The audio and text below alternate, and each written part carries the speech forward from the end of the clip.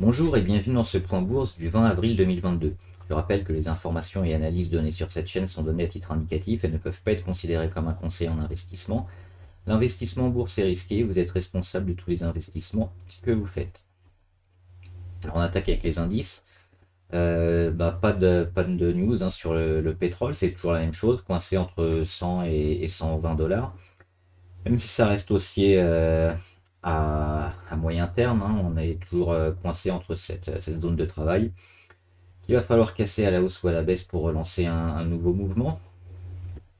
L'or et l'argent, c'est un peu la même chose. On est en consolidation, que ce soit le pétrole, l'or et l'argent. On le voit l'or là qui est sur les 1950, mais au-delà des 1910, on est toujours dans de la consolidation. Pour relancer un gros mouvement, il faudra dépasser les 2000 dollars l'once. Et l'argent qui est en retournement. Et qui est, alors lui qui consolide pas, qui est plus en mode retournement. Mais pareil, au-dessus des zones entre 24,5 et 24,8 environ, et on est largement positif. Et à moyen terme, on devrait aller chercher beaucoup plus haut. On va regarder les indices. Alors le Nikkei, on est en légère hausse cette nuit, plus 0,8. Le Dow Jones, on est en hausse aujourd'hui. Euh, on est à plus 0,8 à la mi-séance. Et le Nasdaq qui rend un peu ce qu'il a gagné, mais il rend à peu près la moitié. Donc c'est plutôt pas mal après cette belle journée d'hier où il a gagné plus de 2%. Aujourd'hui, on perd 1% environ. Donc ça zigzague toujours entre les 13 008 et les 14 003 euh, en embuscade pour repasser au-dessus des 14 003. Donc rien de probant pour l'instant sur les indices. On regarde le CAC 40. Le CAC 40, c'est pareil, alors en légère hausse, comme le dos. Il prend plus 1,3. Si on dézoome un peu, on voit quand même qu'on est plutôt négatif sur le CAC. Donc il y avait un rallye de Noël très important en fin d'année, puis qui a marqué un plus haut ici le 5 janvier, et depuis qui fait que dégrader. Et surtout, il n'arrive pas à repasser au-dessus des 6780. On voit cette moyenne à 200 ici qui fait obstacle plusieurs fois. On a rebondi rapidement, mais on a fait encore un échec sur les 6780. Et là, maintenant, on fait un échec autour de la moyenne à 50 jours. Donc, c'est encore un étage plus bas. Donc, c'est toujours compliqué pour le CAC, même s'il y a des valeurs qui s'en sortent mieux que d'autres. Au niveau du CAC 40, on est toujours dans un biais négatif. Euh, Probablement aller chercher le gap ici sur les 6378. Donc là, dans ces eaux-là, c'était probablement des zones intéressantes à shorter en vue de ces prochains jours, aller peut-être combler le gap sur les 6378. Sinon, pour relancer la hausse, c'est toujours cette oblique-là qu'il va falloir aller chercher. Avant de la casser, ce serait bien d'aller la chercher au moins une troisième fois. Ça n'a pas été encore le cas sur l'oblique baissière du CAC 40. Donc on est toujours dans un mouvement plutôt pas terrible sur le CAC 40 baissier. Donc prudence sur les actions en général. On va regarder ce qui s'est passé sur le CAC aujourd'hui. Alors, ce qui a bien marché et ce qui a moins bien marché, là, c'est les bancaires. Les bancaires qui ont bien fonctionné aujourd'hui. Il y a un peu tout qui a bien marché quand même. On regarde les 1, 2, 3, 4, 5, 6, 7, 8, 9. Il y a 10 ou 11 valeurs qui sont en négatif seulement. Donc, les 3 quarts en positif, dont Téléperformance. Mais Téléperformance, ils ont beau prendre 5%. On reste quand même en dessous de toute cette zone de travail avec les moyennes mobiles, et la résistance à 356.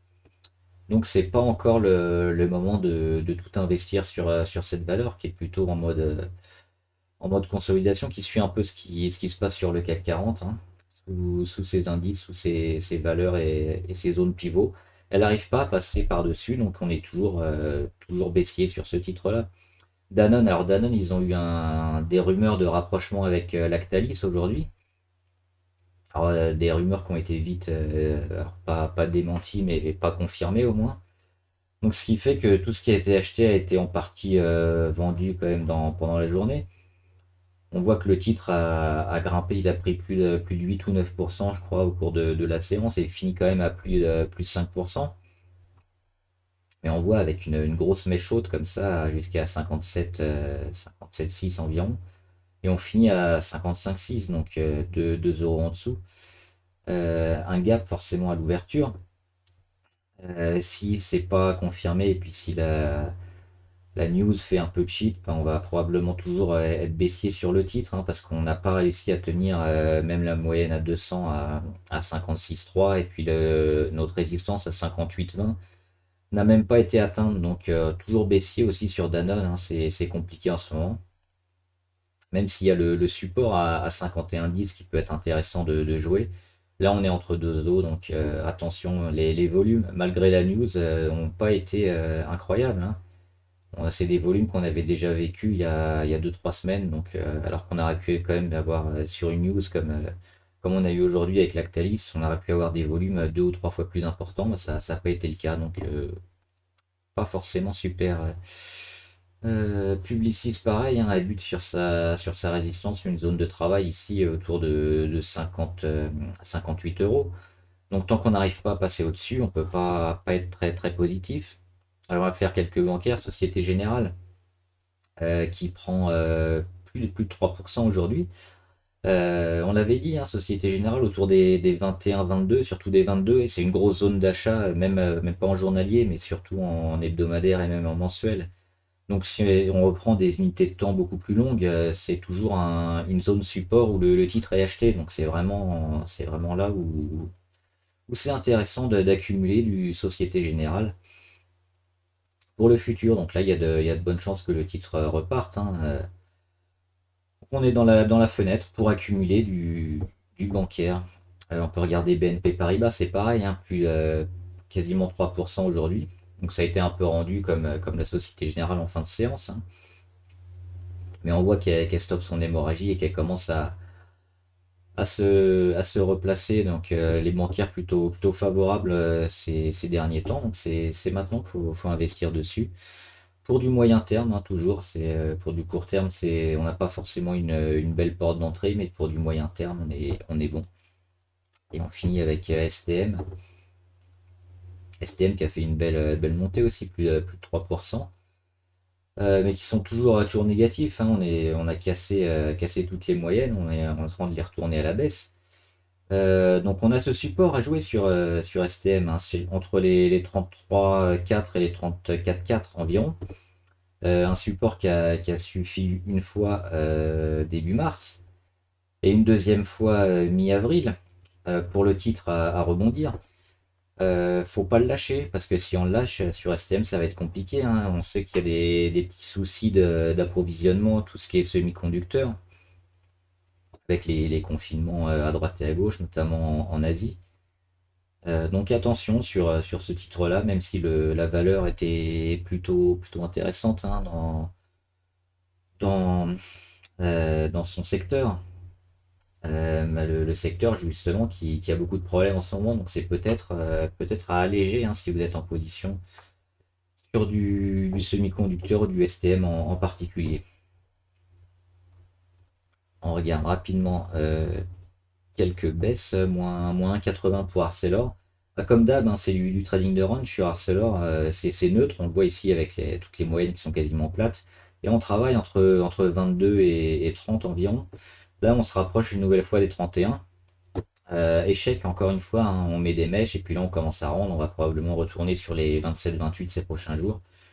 Donc rien de neuf, hein, tant qu'on ne met pas quelques belles journées ou des volumes monstrueux pour s'extirper de cette zone de travail, il n'y a pas grand chose à faire à part éventuellement jouer les supports ou les résistances.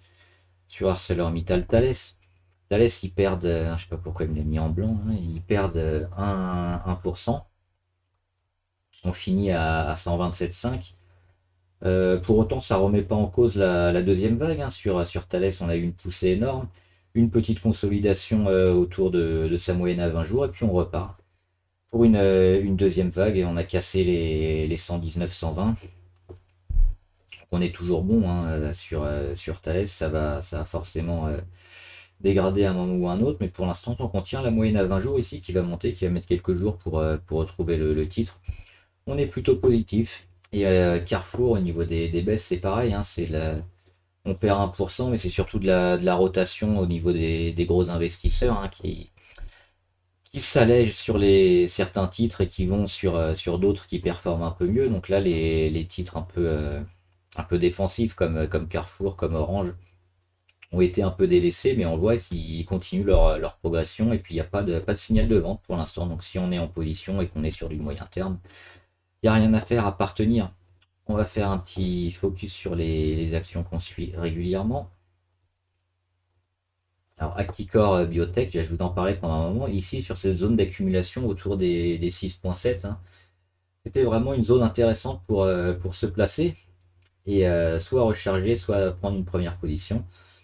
Parce que tout indiquait que ça allait monter, c'est ce que ça fait. Alors on a des chandeliers rouges, c'est assez paradoxal, hein, c'est-à-dire qu'on met des gros gaps à l'ouverture et puis c'est revendu, mais c'est quand même positif, hein, c'est plus 2,5% par rapport à la veille et quelques mèches basses, donc toujours positif sur Acticor, c'est une biotech qui peut vraiment exploser et aller beaucoup plus haut, donc même maintenant, hein, toujours intéressant d'investir dans ces eaux-là.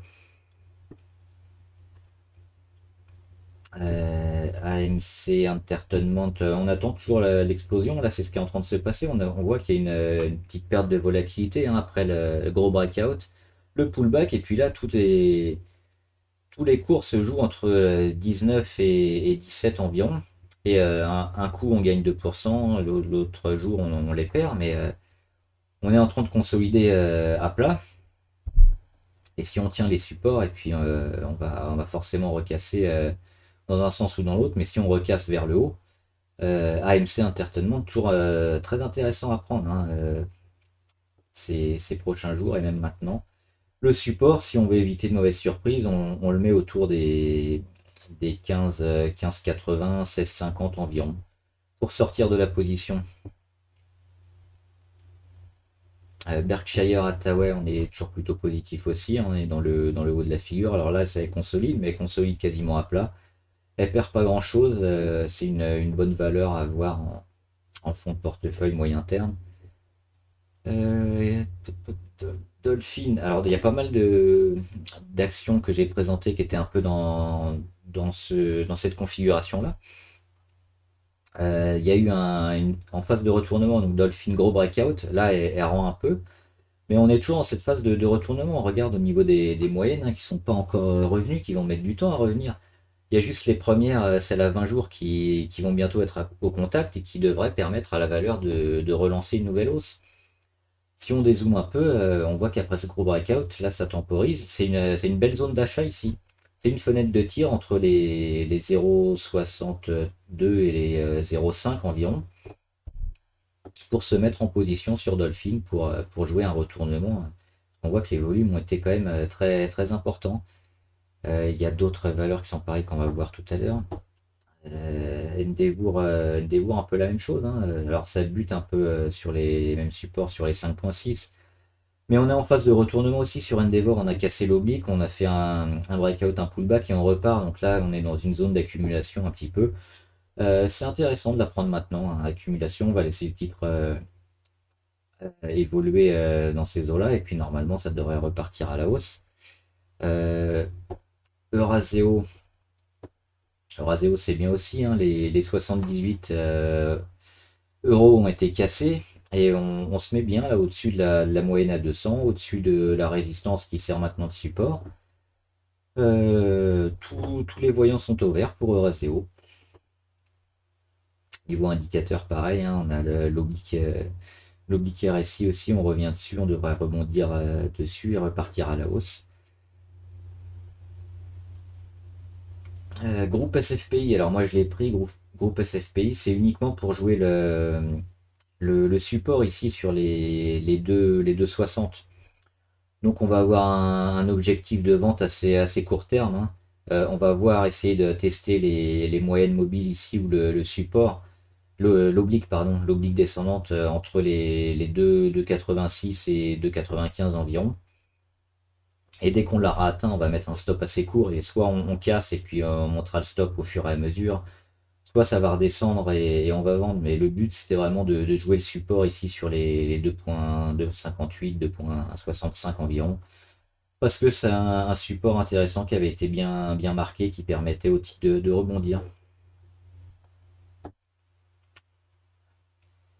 Harmony Gold pour l'or, hein, toujours intéressant. Alors le point d'entrée maintenant peut peut-être attendre encore quelques jours pour vraiment bien rentrer sur Harmony Gold. Éventuellement une zone autour des 4,30. Là on est à 4,50 mais bien positif aussi. On surveille l'oblique RSI aussi. Et dès que l'or, surtout surveiller l'once d'or, hein, si ça remonte, tous les minières or ont des chances de suivre. Infrastructure énergie, c'est un peu ce que je disais sur Dolphin, c'est pareil, hein. Phase de retournement, gros breakout, le pullback, et puis là on est dans la phase d'accumulation. Donc breakout jusqu'à 14,45, le pullback autour des 11,30, et puis entre les deux, ça va zigzaguer, ça accumule. Donc c'est maintenant qu'il faut se placer sur ce genre de valeurs si vous ne les avez pas pris avant. Donc soit sur débordement ici des 11,50 ou plus tard. On peut recharger, on voit une petite baisse de la volatilité intéressant hein, depuis 1, 2, 3, 4, 5, depuis 6 séances environ. Et pareil, niveau indicateur, on est bon, on a le pic des volumes, hein. Là, on attend un nouveau pic de volume, mais depuis le début mars, on a des belles journées. Là, on consolide, on retrouve un niveau MACD quasiment neutre au niveau des lignes, donc ça, c'est une bonne chose. L'oblique RSI a été cassé pour une nouvelle vague, donc ça casse généralement un peu avant les prix. Donc c'est parfait, hein, c'est la fenêtre d'entrée, elle est bonne aussi. Si on dézoome, on voit que le retournement il est en train de s'acter pour IAE ou IEA, je me trompe toujours. Infrastructure et énergie alternative. Les secteurs de la santé qui fonctionnent pas mal aussi aux États-Unis, hein. On a Johnson Johnson, ça c'est juste du suivi de tendance, ça marche bien. Pas de signal de vente non plus hein, sur J&J. Donc on tient McDonald's aussi qui a cassé, c'était au début du mois d'avril, et qui fait des belles journées, hein, qui se maintient là au-dessus de ses moyennes, de toutes ses moyennes, et qui va chercher aussi le haut des Bollinger. Donc niveau indicateur, c'est parfait. On n'est même pas allé en surachat. On espère y aller bientôt pour vraiment espérer mettre des belles journées à plus 3, plus 4, pourquoi pas, et aller chercher les 265 pour véritablement relancer la hausse sur McDonald's. Mais là, même en moyen terme, on est bien orienté. McPhee ou MCFI qui avait une belle journée aussi aujourd'hui à plus 6%, mais qui est un peu pris en étau entre les 18,15 et les 20,46. Toujours une valeur intéressante hein, qu'on peut garder. Moi j'ai fait un aller-retour rapide parce que suite à une mauvaise journée, j'ai un stop qui s'est déclenché. Mais si on est plus long-termiste, on est toujours bon hein, sur MCFI. Donc c'est le support autour des 18-15 qu'il faut surveiller. Donc là, on a méché hier en dessous, mais on voit qu'on a rebondi immédiatement. Donc toujours positif. Microsoft, on en parlait pour jouer le rebond hein, sur les 280, c'est ce qui s'est passé. On est au-dessus. Alors le Nasdaq qui est pas bien aujourd'hui, hein, on va le voir juste après. Les technos qui font un peu la gueule. Donc à jouer sur du court terme éventuellement. On regarde le Nasdaq. Si on a déjà vu le Nasdaq. Hop, je reviens sur Microsoft. Donc le support à surveiller, c'est véritablement 280. Si on vient les renfoncer plus d'une journée, faudra quitter. Donc sur du court terme. Microsoft, on peut le jouer et voir jusqu'où ça nous mène. Pourquoi pas les 300 et plus. Mais si ça commence à rebasculer défavorablement et qu'on retape le support à 280 et moins, faudra partir. Nordic American Tanker, c'est comme Dolphin, comme IEA. Pareil, hein, c'est grosse oblique baissière. On met un gros breakout, on est en phase de retournement, on le voit au niveau des moyennes mobiles ici. Et là, on est dans une phase un peu de zigzag. Donc, un coup, on prend 3%, l'autre coup, on perd 3%. Alors, sur Nordic American Tanker, c'est même encore plus important, hein, parce que là, on est sur du plus 5%. Mais c'est la même chose, c'est une zone d'accumulation ici qu'il faut prendre parce que le titre est en grosse phase de retournement sur 2,80 environ, 2,78. Et, euh, et donc aller plus tard, aller chercher les 3 et 4, hein, c'est un objectif qui est pas. Hop, pardon, j'essaie de tracer en même temps. Un objectif qui est réalisable à moyen, voire à court terme, hein, avec tout ce qui se passe sur le pétrole et les parapétrolières notamment. Donc belle zone d'achat ici.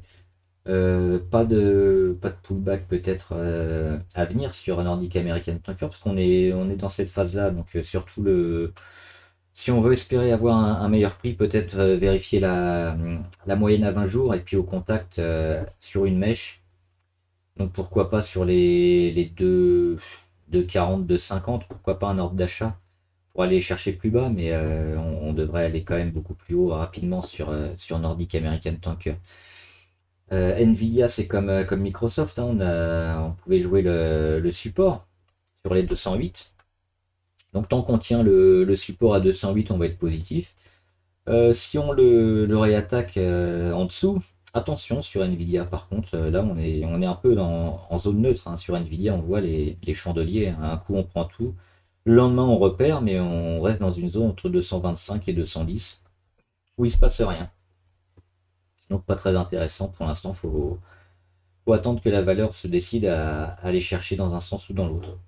Niveau indicateur, on est quand même un peu optimiste parce qu'on a l'oblique RSI qui est pas loin de casser et puis la MACD qui est en train de s'inverser. Donc plutôt un biais positif sur Nvidia.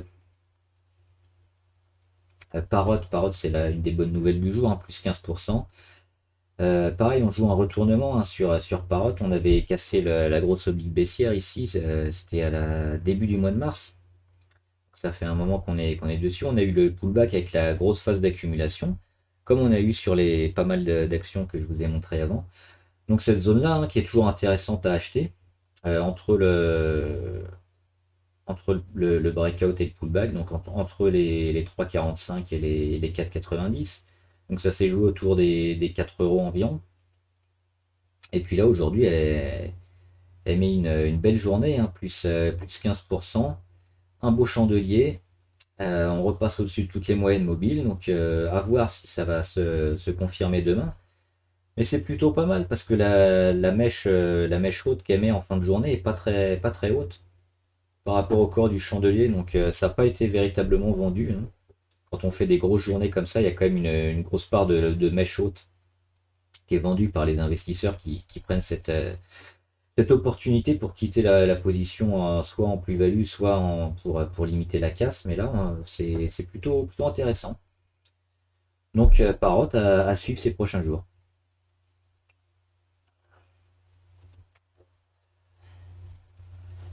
Serge Ferrari, on est toujours positif aussi. Là, c'est pareil, hein, on est dans une phase de consolidation sur Serge Ferrari. Toujours largement haussier à moyen et long terme. Donc, on va juste mettre cette petite oblique là pour surveiller, qu'il ne faudra pas passer en dessous, mais sinon bien positif aussi sur Serge Ferrari, hein. Ça rebondit et ça joue sur la moyenne à 50 jours, autour des 17 euros. Et si on recasse les 18, on va encore être bien parce que là, au niveau du RSI, si on regarde les indicateurs, on était passé à la limite de la survente, hein. On était autour des 70.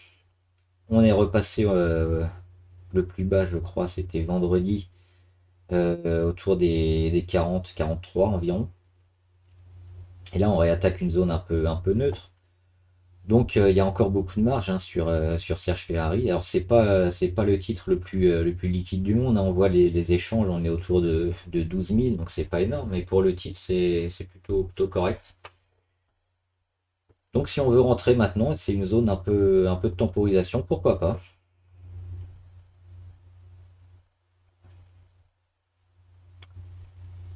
Total, oui, je voulais faire Total parce que Total, elle est, alors on peut voir ici, entre les 48,4 ici, elle y bute depuis un moment. Donc après son plus haut à 51,7, elle a commencé à consolider. Et puis les 40, 48, 46, 48,46, ça fait obstacle. Depuis fin février, on l'a retesté une deuxième fois début mars. On remet des mèches fin mars, on n'arrive pas à le passer. Et puis hier, on remet encore une grosse mèche et on bute sur les 48 euros,46 environ. Donc c'est vraiment une zone tampon pour le titre, hein, une grosse résistance qu'il va falloir passer pour lâcher les chevaux. Et on peut mettre une alerte hein, d'ailleurs ici. Le jour où ça casse, ça peut être une très bonne indication. Alors le titre est toujours haussier à moyen terme, mais le fait qu'il n'arrive pas à passer ici cette zone à 48, 48,5, hein, on va arrondir, ça doit quand même un petit peu alerter. Alors pour l'instant, il se passe pas grand-chose parce que le delta entre sa zone de travail qui est comprise entre son oblique baissière ou éventuellement son oblique fixe ici à 48,84 et sa résistance à 48,5, c'est encore assez important pour permettre pas mal d'échanges et pas mal de zigzags, mais ça va se réduire petit à petit. Et c'est quand on va arriver à la fin de la figure que ça va être intéressant, qu'on va pouvoir se placer peut-être sur Total dans un sens ou dans l'autre. Pour l'instant, toujours neutre à court terme et haussier à moyen terme. Euh, Veralia, oui, Veralia, c'est une action que j'aime bien, hein, que je vous ai présentée il y a quelques jours, toujours bien positif, hein, quasiment tous les indicateurs sont au vert.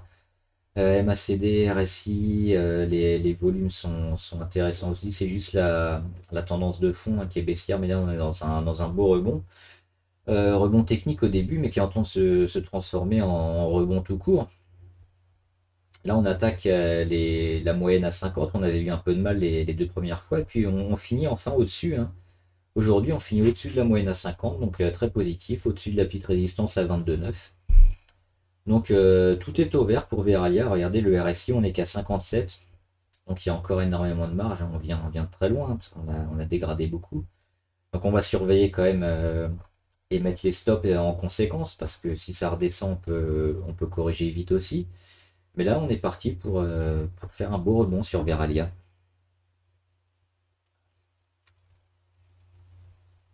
Et je voulais faire, avant de terminer, aux États-Unis. Oui, alors il y a deux choses. Il y a Ford.